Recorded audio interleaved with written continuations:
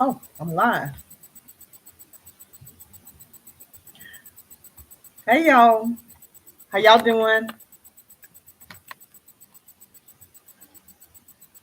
Y'all, it's Sunday, and y'all know it's my day of making my videos on Tuesday, not on Tuesdays, on Wednesdays and Sundays. I'll upload videos on again Wednesdays and Sundays. I did post some videos on. Hey, how y'all doing, everybody? It looked like it was a lack there. Hey, it's Sunday. It's time for me to post my videos for the week. This video is about how does it feel that both of my children's fathers are no longer here. And so I'm doing a video about it, just giving my perspective and how it is from versus when I was in my 30s when it happened with my husband, and all the way when it happened in 2015 and until now, and what to do when if this happens in your life, and how to deal with doing a lot of things alone that you usually could pick the phone up and get the other parent to help you with these type of things. So I'm just gonna get right on into it. Again, how does it feel to have both of my children's fathers? um they are deceased. And so I'm just going to give you a little background on what dates and who they are. Okay, my husband, I have two children by him, and his name is Anthony. His name was Anthony Kennedy. Um, I still have not remarried yet, and my husband, this was my husband. We were together for 11 years. We got married in 1998, and he passed away January 2024 due to a congestive heart failure at a young age. And I had two kids. My son was 10, and my daughter was about 2 years old. Somewhere 18 months, 2 years old during that time. And that time I had a total. I have two older children. They have the same father, and he was still alive when my husband passed away. Um, but I'm gonna go get in more details. Okay. Uh, Being a widow at a young age, it's tough. You depend on another person to help you with the kids. You depend on other person to help you with income. You depend on someone to help you with finances. You depend on someone to be there for you for emotional support. You're there for them to be there with you for everything with the children. You never, I mean, accidents do happen. You never think that someone that is young as my husband was, that something is going to happen and they're going to no longer be here with you. um I remember it good as just like yesterday, that one day he came home. He had a lawn service. He wasn't he never came home in the middle of the day, ever. He was always out. He had his own lawn service business, and he was out cutting grass. And one day he just came home, and I said, "What's going on with you?" He came home in the middle of the day, and he laid down on the bed, and I said, "What's wrong with you?" And he opened up his shirt and showed me his heart was just beating, like it was just boom, boom, boom, boom, boom, boom, boom, boom, boom, boom. It was like popping out of his chest. And he laid down. I said, "We need to go to the emergency room." I took him to the emergency room. Believe me, if he came home and showed me what was going on, it had been happening for a very long time. Went to the emergency room. Um, I asked the doctor that he's no longer living. The doctor, Doctor, I think his name is Doctor Buchanan, and I asked him, "Will you please do a chest X-ray on him?" Um, and he said his age. he shouldn't have any heart. At that time, I think he's only 34, 35 years old, going in the emergency room, heart beating fast. And anyway, done the chest X-ray. He came back, X-rays in the air showing me, and he immediately gave him a doctor in Little Rock that specialized with heart conditions. And let's fast forward. In 2004, he succumbed to his illness of congestive heart failure.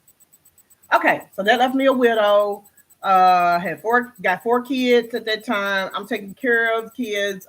When he died, I didn't even have a job. I had been working a temporary job because it got where he could no longer do anything anymore. He became disabled. And his health was dwindling. And so I had got me a part-time job, and then he was getting sicker. So right before Christmas, I quit that job. Basically, I got laid off from that job. And again, 2 or 3 weeks right after Christmas, New Year's, he passed away. So I dealt with that. Went through that process. It took me quite a bit of time to go through the grieving process because I took a lot of stuff in, and I had to look at the color. I had to deal with what was in front of me with limited help.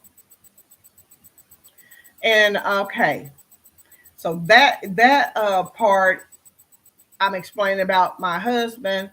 Fast forward, my other 2 children, which me and that person, we were engaged when I was like 17, 18 years old. I really didn't have any more relationship with him after that, due to just put personality differences, and we had personality conflicts. But there was Geminis, and I felt like it was best that me and him really didn't have very much contact anymore, due to the fact that when you with somebody and you feel like you want to harm them, it's best to stay away from them. They bring out the worst in you. It's best to stay away from them. Fast forward to my husband died in 2004.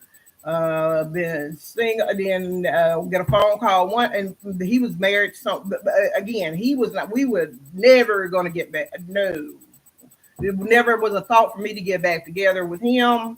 But I'm just telling you, how does it feel to have 4 children and both the fathers are gone from 2004? Then, and let's fast forward to 2015.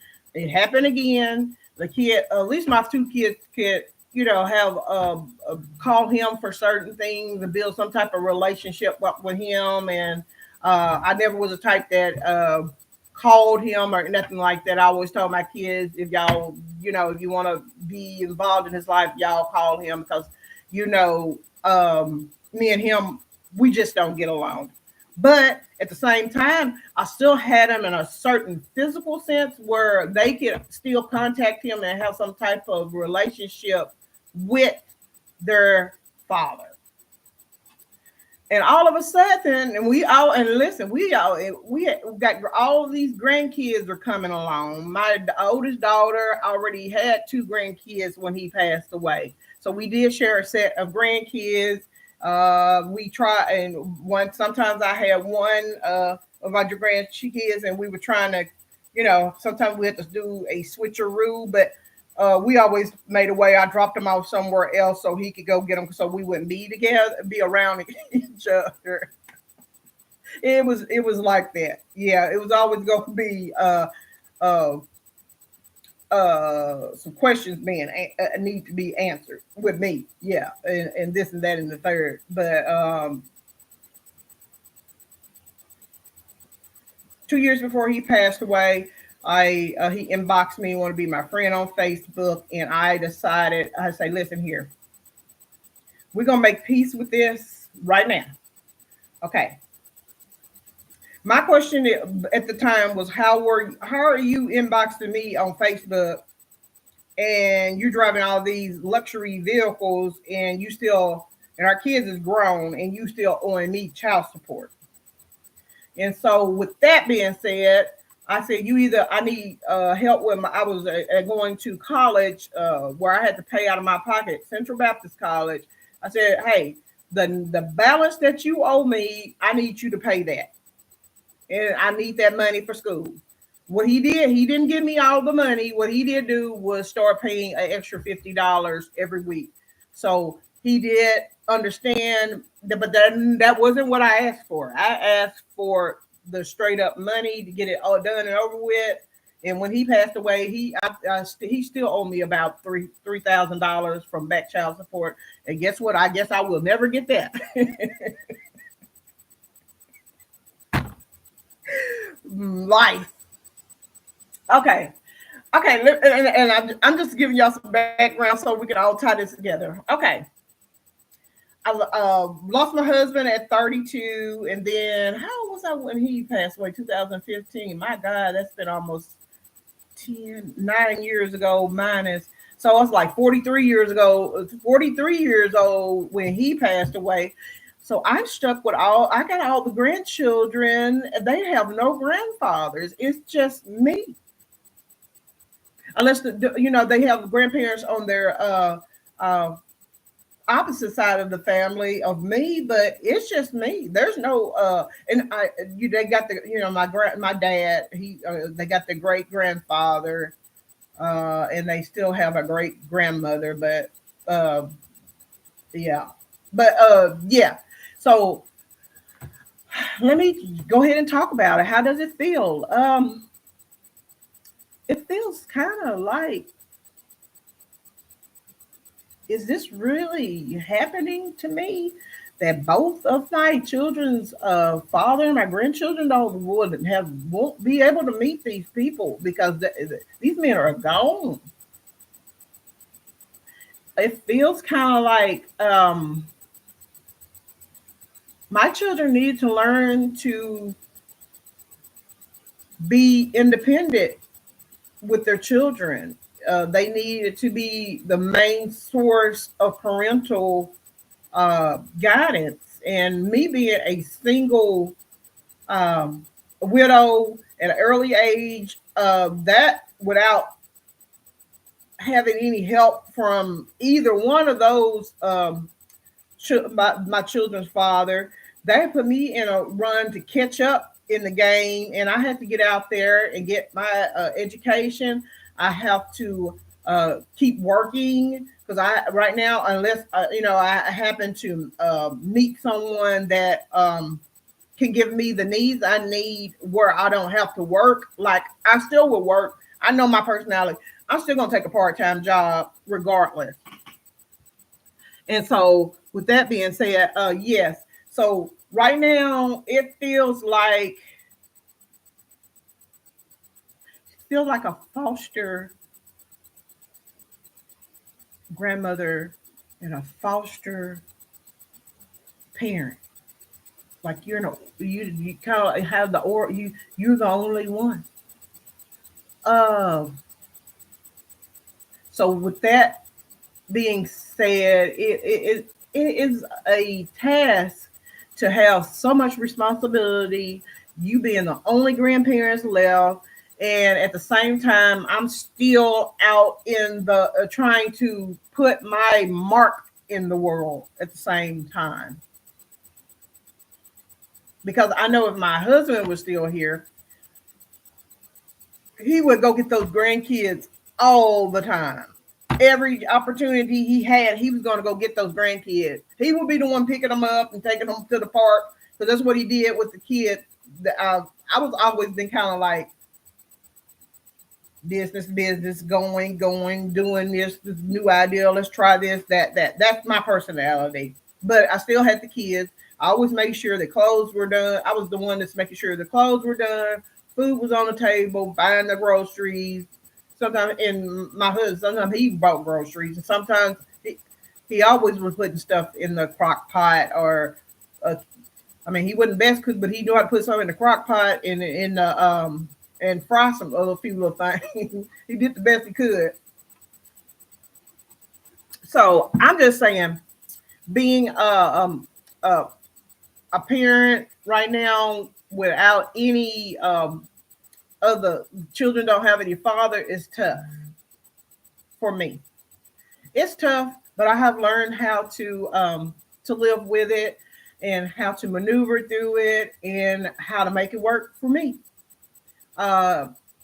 what would you do? What would I do to tell someone that's younger than me that's is a new widow or someone that recently lost their children's father for health reasons or for accidents reasons or tragedy, because this is life. You no one's promised tomorrow, not one. So I would tell them to do the best that you can and take care of yourself the best that you can. Take care of you first so you will not be burnt out and wore down and done, so you can eventually figure you got to take care of you. The first law of nature, self-preservation, is taking care of yourself. So take care of yourself first.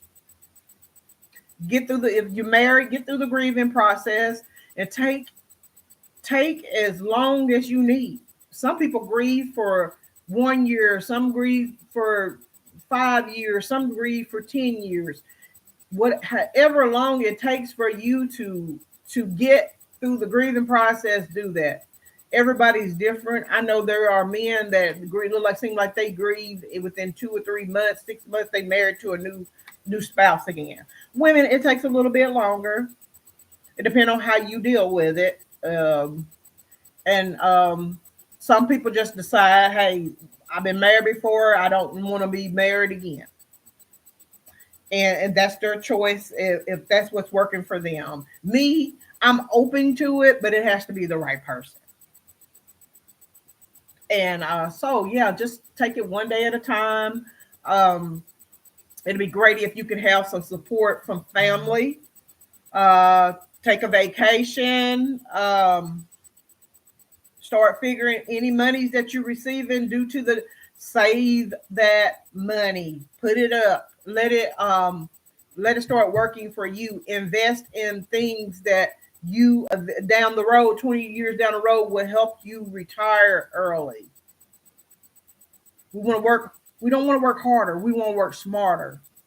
So if you were one of these women that were lucky enough to have your home paid off, if something happened to your spouse, if you were able to get an insurance policy, you was able to get some part of some kind of pension or retirement benefit, start saving this money. Do not spend this money when you're grieving. It'll be the worst choices and decisions that you ever can make. Me, what it has made me is a very focused on I can deal with my emotions. I know what's important, what I need to take care of now, and what I can take care of later. But I will take care of whatever it is. But everything, you got to pick your battles. Everything don't have to be done right when it happens right then and there. Some things you can nip in the bud right then and there, and some things you need to go and take a think over, a look see. But how am I doing today? I'm doing great. I'm living the best days of my life right now. I'm happy. I learned a tremendous amount of lessons in this journey that I'm on right now. Oh my gosh, the self-love is abundant on me, and I'm just loving that I went through all these processes.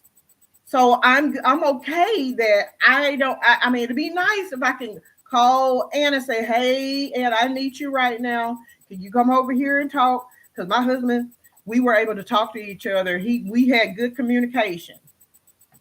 Again, the other one, no, my kids would have to deal with him because if someone brings out the worst thing, you don't need them around, period. Not at all. And I know he may be cool with some of y'all that if y'all happen to be looking at this video, but he was not cool with me. He did some things, and we know the way he had got shot 2 times by 2 different individuals. That's saying a lot. And I was one of the people that knew that I had to stay away from him or things were going to get bad. And with the communication, it will only going to lead to anger. And with certain people like that, you got to get away from them. So again, I let my kids handle that relationship, and I had nothing to do with it anymore. But I stayed as cool, as cordial as I can. Sometimes you have to stay away from people. Yeah. You have to stay away from them. Keep the peace. That's what you have to do. But yeah, and I tell people, if you are one of these people that is breaking down and you know you at the lowest of your low and you feel like you're too weak and you are thinking about you know you're in severe depression and you're thinking about doing things to yourself you should not be doing, or you're doing self-destructive behavior, it's time to check yourself into a hospital. It's time to get a therapist. It's time to start taking care of yourself. And I'm probably gonna do a part two to this, but right now that's all. I didn't even write anything down. I just started. Let me talk. Today is Sunday, and I'm posting all the videos that's up here in my mind, the ideals. And again, I'm here to talk about things that I've been through. This is my life journey. These are my experiences. If you don't agree with it, I don't know why you wouldn't agree with my life experience. If you don't, I think it's best for you to stay the fuck off my videos and ask yourself, why am I even watching her videos? And why am I not liking her journey or her idea or her life experience of what she's been through? You need to think about that. And some of you people do that. You gonna tell me my life experiences and what I've been going through at 52 years? Are you fucking crazy? Bitch, get off my shit, okay? Go do your own shit. You are unhappy soul, and get the fuck away from me. And that's what I have to say about that.